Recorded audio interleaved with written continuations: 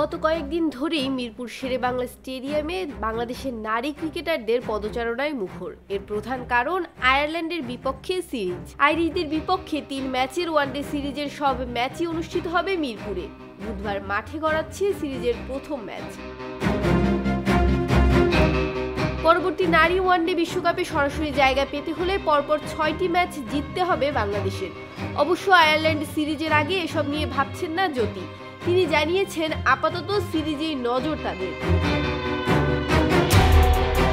মঙ্গলবার প্রথম ওয়ানডের আগের দিন সংবাদ সম্মেলনে ওয়ানডে বিশ্বকাপ নিয়ে জানতে চাওয়া হলে জ্যোতি বলেন, বিশ্বকাপের চিন্তা তো অনেক পরে, এখন আমাদের ম্যাচ বাই ম্যাচে মনোযোগ দেওয়া উচিত। আমাদের হাতে একটা সহ 2টি দ্বিপাক্ষিক সিরিজ রয়েছে, পয়েন্ট নেওয়া গুরুত্বপূর্ণ।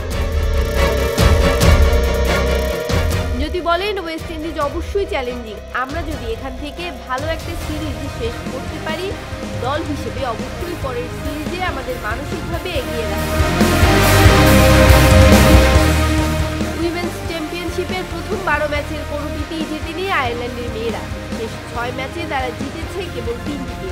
এছাড়া বাংলাদেশ এবার খেলছে নিজেদের কন্ডিশনে, তাই নিজেদেরকে এগিয়ে রাখছেন জ্যোতি। তিনি বলেন, আয়ারল্যান্ড যেসব ম্যাচ জিতেছে সবগুলো ঘরের মাঠের কন্ডিশনে জিতেছে।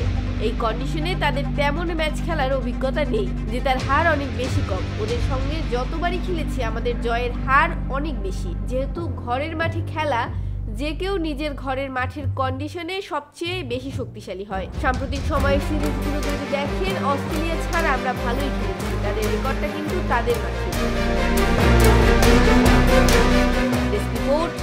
ভোরের পাতা।